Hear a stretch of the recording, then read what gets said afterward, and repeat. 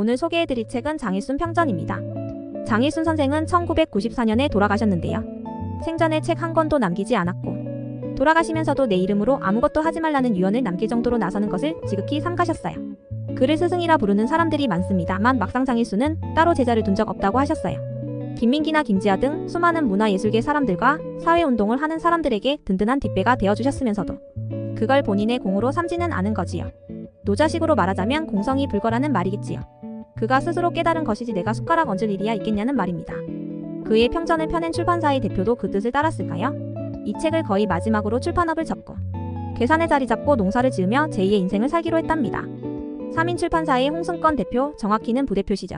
그는 이미 2011년부터 괴산에 내려와 농사일과 출판을 겸해왔었는데요.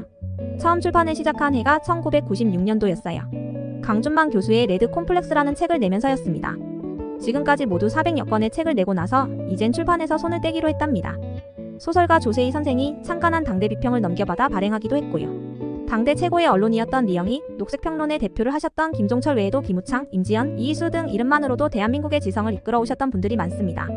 이 출판사에서 가장 많은 책을 내신 분은 이현주 목사인데요. 노자의 삶과 사상에 대해 장일순 선생님과 나눈 이야기를 정리해 대담집 노자 이야기를 내기도 했습니다. 이제는 괴산에서 소농으로 살겠다고 단단히 마음을 먹었다고 하니 저도 그의 두 번째 인생을 응원합니다.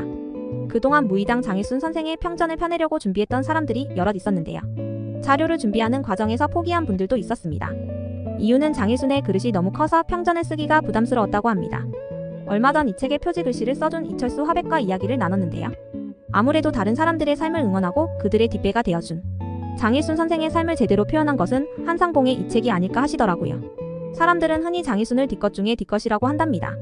책을 펴낸 출판사에서도 이 책은 장일순 개인의 성과물이 아니라 그동안 장일순과 함께 했던 분들의 공동 저작이라고 해야 할 만큼 많은 분들이 등장하는 평전이라고 합니다. 뒷것에 관련된 일화는 정말 많은데요. 그 한 예로 이런 이야기가 실려 있습니다.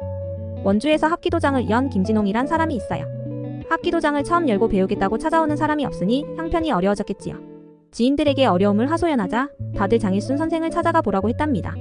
김진홍은 봉산동에 있는 선생님 댁을 찾아가 다짜고짜 선생님 저 좀 먹고 살게 해주세요 부탁을 했답니다. 선생은 백수가 무슨 수로?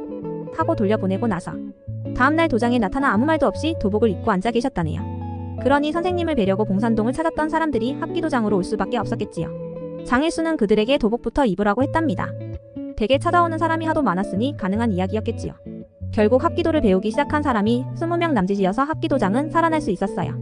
그리고 장일순은 김진홍 원장에게 이런 글씨를 써주십니다. 눈물겨운 아픔을 선생이 되게 하라. 진홍아 이렇게 가보자란 글씨였답니다. 참 든든한 뒷배가 아닐까요? 그저 부럽습니다. 물론 김장하 선생도 그렇겠지만 장일순 선생 같은 경우도 단순히 선행을 베푼 사람의 훈훈한 이야기는 아니었을 겁니다. 사람과 생명을 대하는 태도가 그렇게 따뜻하고 넓은 분들이었지 싶습니다. 어느 외신 기자가 장일순을 찾아온 적이 있었어요. 그는 난데없이 혁명이 무엇냐고 물었답니다. 장일순은 잠시의 고민도 없이 혁명은 따뜻하게 보듬는 것이라 했답니다. 혁명이야말로 새로운 삶을 따뜻하게 보듬어 안는 정성이 없이는 안 되지요. 했답니다. 사실 장일순은 참으로 많은 문화예술인들과 사회운동가들을 보듬고 그들의 고단한 삶을 살펴줬다고 합니다. 학전에 김민기도 원주에 계신 선생님을 자주 찾아뵈면서 장일순을 뒷것들의 아버지라 불렀다고 해요. 시인 김지아도 장일순과 함께 생명사상의 길을 열기 시작했어요. 가난하고 겸손하게 살아온 이현주 목사나 파나가 이철수의 삶도 살펴주셨다고 합니다. 이철수 화백의 기억에 따르면 장일순 선생은 원주그룹 사람들과 저녁 식사를 하면서 철수 건너오면 밥은 먹여보내 돈 주고 밥 먹게 하지 마라 하는 당부를 꼭 하셨답니다. 가난한 파나가에겐 앞으로 받고 옆으로 죽어라 하셨다니 혁명은 따뜻한 것이라는 말씀이 이해 가더라고요. 앞에서 당당히 받고 갚는 건 다른 사람에게 하면 된다는 말씀이 참 대단하시죠. 철학자 전호근은 한국철학사라는 책에서 한국 철학의 맥을 이어오는 세 분을 소개하고 있는데요. 다석 유영무와 함석헌의 씨알의 소리 그리고 무의당 장일순의 생명사상입니다.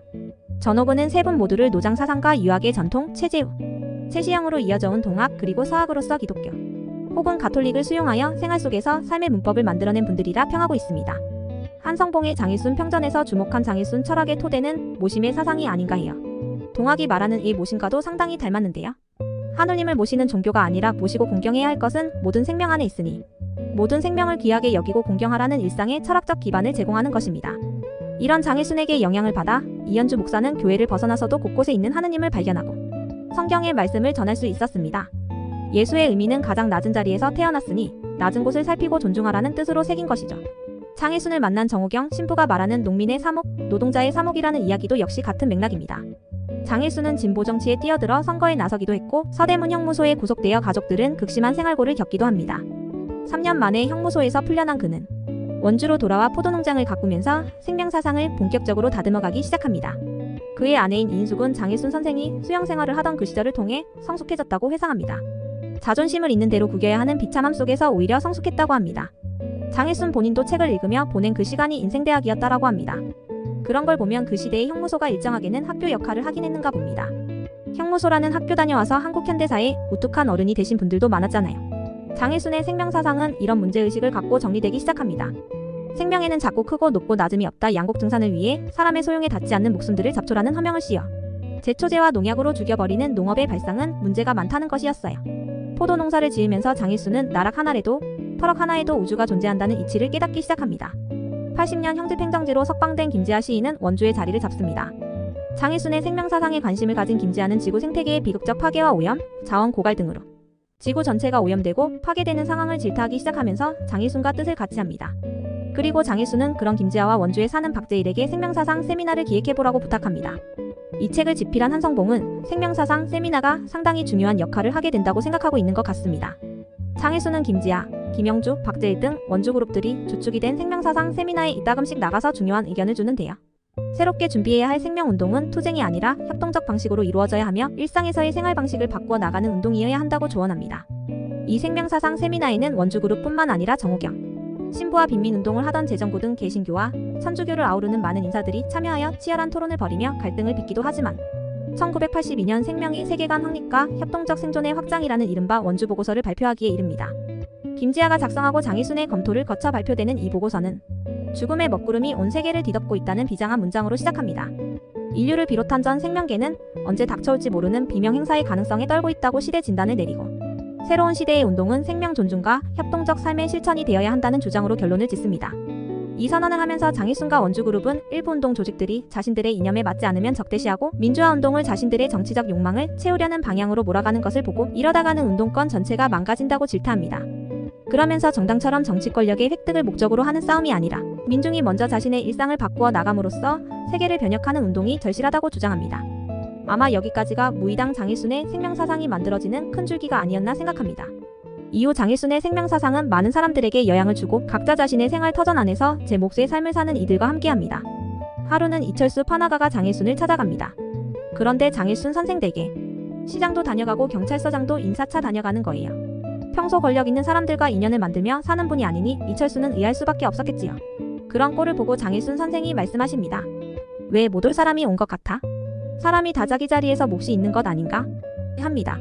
이철수는 장일순의 생명사상이 기본적으로 모든 생명이 제 몫의 삶을 온전히 할 수 있도록 응원하고 지지하는 토대 위에서 이루어진다는 생각을 이해할 수 있었다고 합니다. 오늘은 인간을 넘어 모든 생명들의 뒷배가 되어주는 상상만으로도 행복해지는 한 주가 되시길 바라며 우리 시대의 어른 한 분을 소개해드렸습니다.